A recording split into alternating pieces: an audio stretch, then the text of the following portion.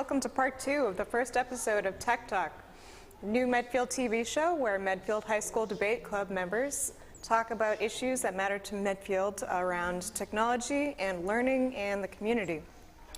So here we have Ed and Sam, and I will let them introduce themselves. I'm Ed Eskew. I am an 11th grader at Medfield High School. And something that I think the older generation should know that happens to be pertinent about the high school, that happens to be pertinent to our debate right now, is that students at Medfield High School have a 20-minute reading period in which they can work on homework or basically do whatever they please. And many teachers let students use their technological devices, such as iPhones and computers, in that time. So I think this is a very relevant debate because of that. Hi, my name is Sam Eskew. I am in the 11th grade. I'm also Ed's brother. I'm part of the MHS debate team, I guess you'd call it. And one thing I think the older generation should know about Medfield High School is that it is one of the more relaxed schools I've seen in terms of how it controls its students and gives them liberties. Okay, great. And that leads us right into our topic, which is, should internet use be restricted or censored, whatever term you'd like to use, in school? And Ed is going to be arguing against censorship, and Sam is going to be arguing for. Mm-hmm. And so I'm going to ask you each to give an opening statement. Okay, I'll start off. In my opinion, censorship of the internet is a blatant violation of students' First Amendment rights. And it's just plain wrong. I don't see how we can learn in history class about how people died to protect our rights and allow us to live by the Constitution, and then go ahead and abridge those rights as soon as we log on to the internet. Okay.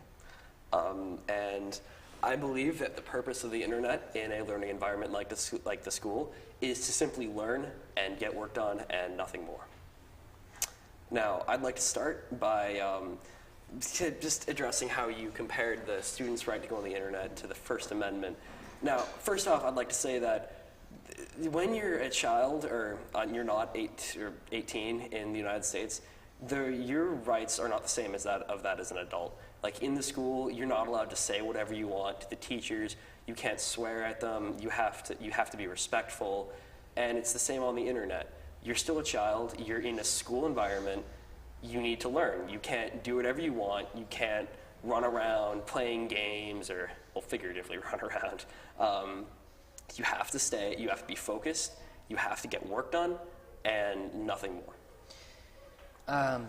Well, I agree that students are still children in the eyes of the law, but I think that they should be treated as adults when they're in high school, because you stated that high school's purpose was to learn, and I think it is to learn, but not just about the curriculum and the education that is dictated, but about how to become a functioning adult. Because for many students who will not be going into college, high school is their last bit of education before they enter the world, and they don't get any more. So this is the last chance to teach them how to live as an adult. So I think they should be treated as an adult by not censoring the internet in the same way that they would be when they leave school, so that they can learn how to properly control themselves and learn the difference between truth and fiction, and safe websites and unsafe websites, while in a safe environment like our high school. All right.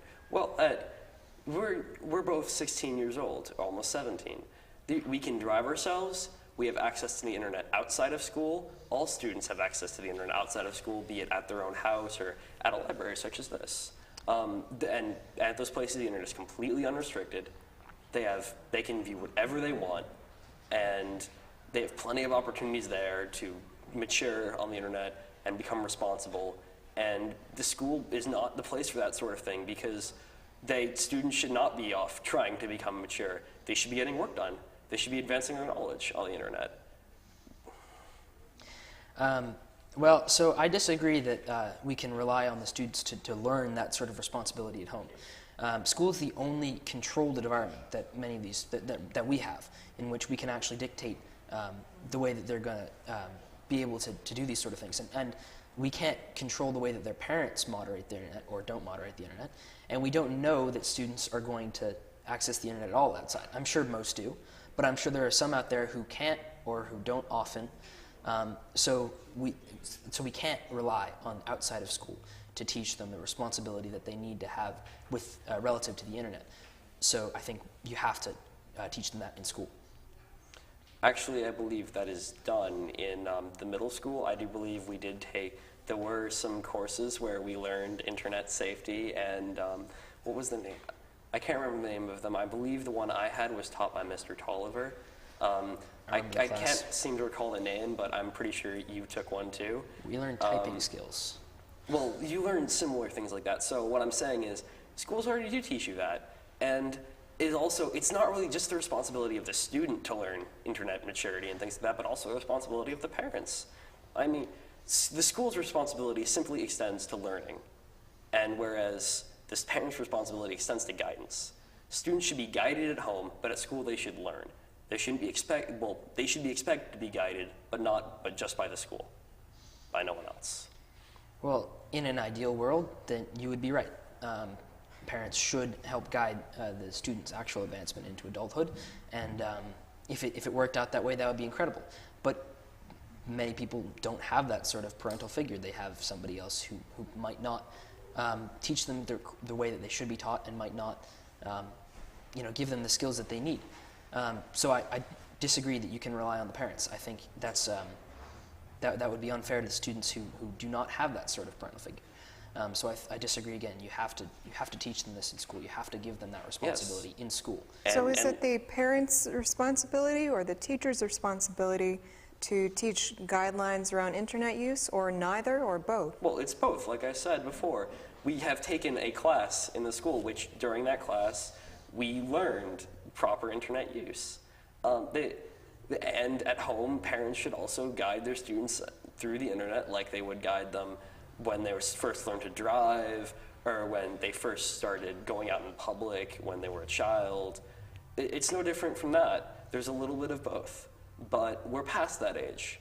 Now, students should be expected to go on the internet and do it, and specifically go on it to learn and nothing else. But however, students aren't always going to do that. So they also need guidance, and guidance in the form of a program that stops them from going to websites they shouldn't. I think we're just going to be rehashing the same points over and over here, so I'm going to move on. A big problem with our with the censorship system on our school's internet is that it often impedes education, which you have repeatedly stated is the primary goal of our school system. And I agree it's the primary goal, but the secondary goal should be education having to do with their we're past this anyway. The problem with the censorship system is that it often impedes education because there's actually a filter on there, and it'll block websites, and it lists the reason as education. And it has often blocked Google for me. It has often blocked other websites which I was trying to research something on, and it's seriously impeded several of my classes' planned activities because the website that the teacher had planned to use was blocked. So I think that censorship in our case actually does more harm than good for education, which you've said is the primary goal of our schools. So how can you argue that it's a good thing for schools if it's actually doing harm? Well, occasionally, maybe if the web blocker we have is blocking websites because of education or whatever they say, maybe we should just get a different web blocker. I mean, I don't see how that's the fault of the system. I see that as the fault of the specific web blocker the school uses. And I totally agree. I have had issues with it too. It has blocked Google for me, which is a website that contains very little information on it whatsoever, although it is a gateway to other forms of information. And I totally agree. We should change the school's form of moderation. I prefer the term moderation instead of censorship because I don't believe what is going on is censorship. I believe it's simply the school just making sure the students do what they're supposed to be doing. And they still have access to the internet outside of the school and in places like libraries and other things like that. So if the students had a voice in saying what is restricted or not, would it still be censorship or moderation? I think if the students were given control of what was moderated or censored, I think it's censorship.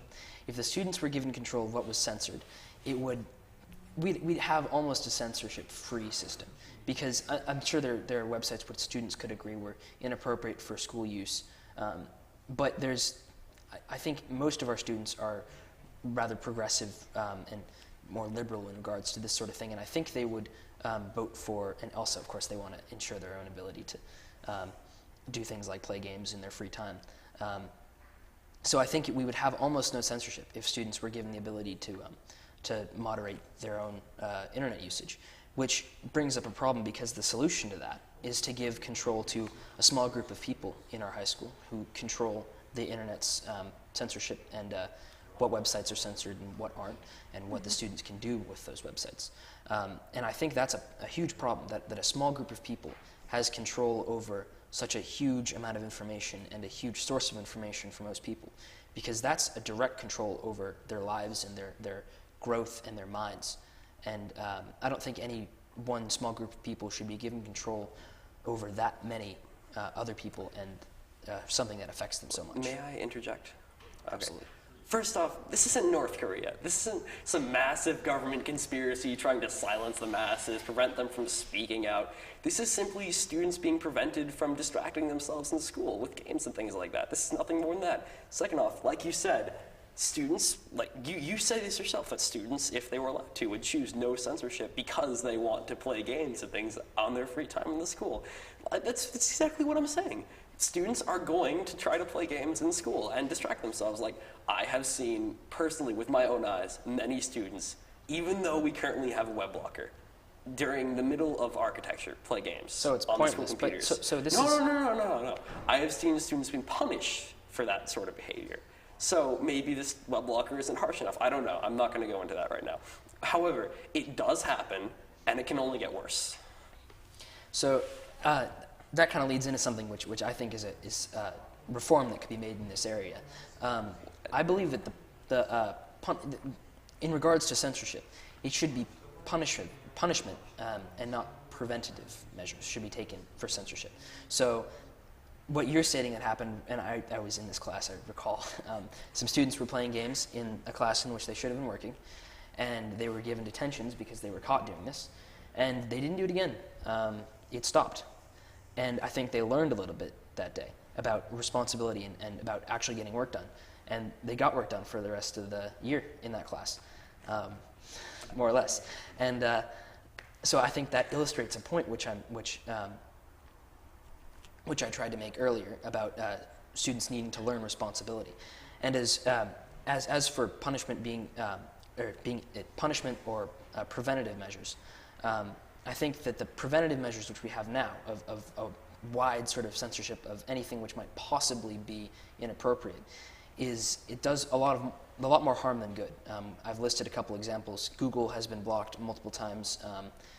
It's blocked the school website once or twice for me, and it's our school's website. There's obviously nothing on there that should be blocked. So it obviously causes a lot of damage. And I think in a system where if we instead had teachers who could, tell if a student was doing something that they shouldn't be, and they were given punishment for that, that would be a lot more effective and a lot less harmful overall.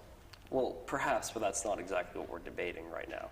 Now, what I'd like to say is, you did say that after the student, who I don't want to name, but we both recognize that he exists and is he, after he did get caught, he did not get caught again. He didn't get caught again.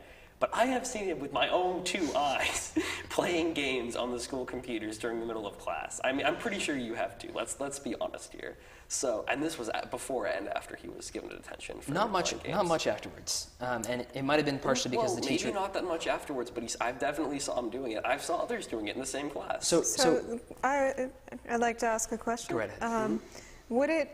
Would it be censorship, and would it be productive if the teacher could see somehow through a network setup what each of the students were doing? Like, say, if there were a shared kind of online environment where the teacher could see each student's activity, would that be censorship? Would it be? It's not censorship. I think it's a slight invasion of privacy.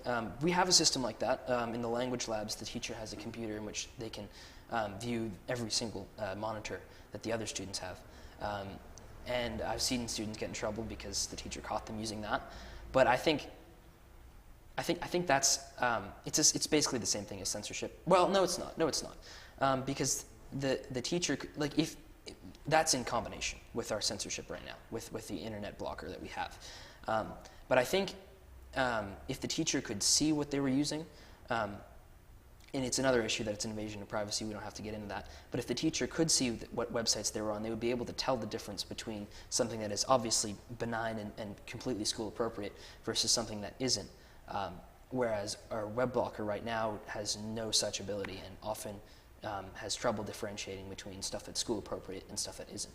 So it would be better in some respects and better in others, which we don't need to get into right now because that's not what we are debating. Okay. I think a system like that, it has some benefits and it has some drawbacks. If I were a principal, I don't think I would implement it because I don't think it would work very well because even in the language lab, there's one teacher to maybe 20 students, and the teacher cannot look at all the screens the students are on at the same time. You have to look at them either individually or in small groups of, say, 4, and students can still abuse the system with that. They can still go on the internet and do whatever they want. And so it doesn't solve that much of the problem. And if you apply it to the whole school, then the school would need to hire more teachers to watch what the students were doing. And it would be sort of like a Big Brother thing. It would be, I would personally feel a little bit creeped out if I knew its teacher was watching what I was doing on the internet all the time. But although it does have the benefit of not requiring a blocker that would stop students from going to educational material, that is true. Okay. So a point which I didn't really bring up as well as I should have earlier was that when we have a single group of people who control the internet that we're viewing, you have to also worry about because you were comparing it to a North Korean governmental conspiracy to control. I was just bringing that up. We have to worry about the biases that they bring because it's easy for somebody to accidentally inject their own biases into something that they're doing without them knowing. Well, so true, I'm not saying that it's an overt sort of attempt to control our internet experience, but I am saying that it could have unintended consequences. Well, however, that is true. However, it's fundamentally wrong because the web blocker is controlled by a computer, and it blocks keywords such as games or inappropriate keywords. It doesn't block. It doesn't really discriminate except for those specific things. So it's hard for a computer to be biased. And also, when you enter a school environment, you are always subjected to biases. Teachers have to be not biased. We have to trust teachers to not be biased. We have to trust parents to not be biased. You're always surrounded by things that are biased. It's not much of a difference. So we're just about done with time. If you have a quick point you want to make, and then we could do the final statements. I don't think I can make a quick point. Okay. So maybe we should do final statements. Sure. So I guess in closing, I'd like to reiterate that I believe that censorship is a violation of students' First Amendment rights to freedom of speech, freedom of expression. I believe that it takes away from the responsibility that they should have and they should learn to have, and it is a detriment to their ability to grow into a responsible adult. And I believe that censorship in general is a negative thing, and I don't think we should have it in our schools. Thank you, Ed. Sam. And I think that the purpose of the internet in a school is to learn. And that when you have students that are allowed to do whatever they want on the internet, they will most likely not learn. They'll probably play games, something like that. And I believe that a system is necessary to moderate students and prevent them from doing things like that and keep them focused on their work. Okay. Thank you both. This has been a very good debate, strong arguments on both sides. And this concludes our first episode of Tech Talk. And I hope you've enjoyed it and meeting all of our star debaters. And we hope that you will tune in again next time. Thank you very much.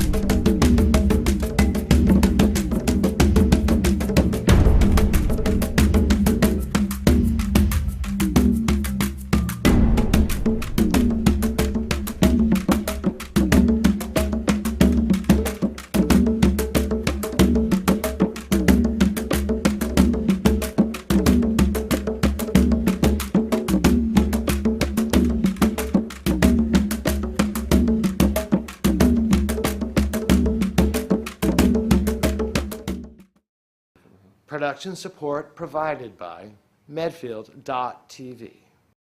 Access to our community.